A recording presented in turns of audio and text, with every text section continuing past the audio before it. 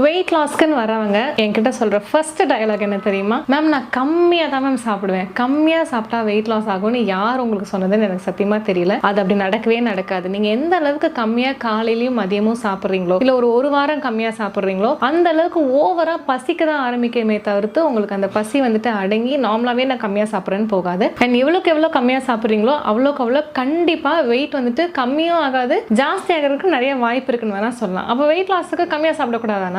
நிறைய நல்லதா சாப்பிடணும், அது நல்லா தெரிஞ்சுக்கணும். நிறைய பழங்கள், நிறைய காய்கறிகள், ரெண்டையும் மிஞ்சிற மாதிரி புரத சத்து எடுத்துக்கணும். இதெல்லாம் சாப்பிடும்போது உங்களுக்கு பசி கொஞ்சம் கொஞ்சமா கம்மியாகும், மசில் பில்ட் ஆகும், தேவையில்லாத இடத்துல இருக்கிற அத்தனை கொழுப்பு சத்தும் அப்படியே இறங்கி போயிடும். நீங்க கம்மியா ரைஸ் சாப்பிட்றது ரொம்ப ரொம்ப தப்பு. ஜாஸ்தியா நிறைய நல்ல விஷயங்கள் சாப்பிட்டு கம்மியா ரைஸ் எடுத்துக்கிறது ரொம்ப நல்லது. கண்டிப்பா வெயிட் லாஸ் பண்ணணும் அப்படின்னா மாவு சத்தை கம்மி பண்ணி தான் ஆகணும். மாவு சத்து இவ்வளோ சாப்பிட்டு வெயிட் லாஸ் பண்ணலாம்னு யாராவது சொன்னாலும் நம்பாதீங்க.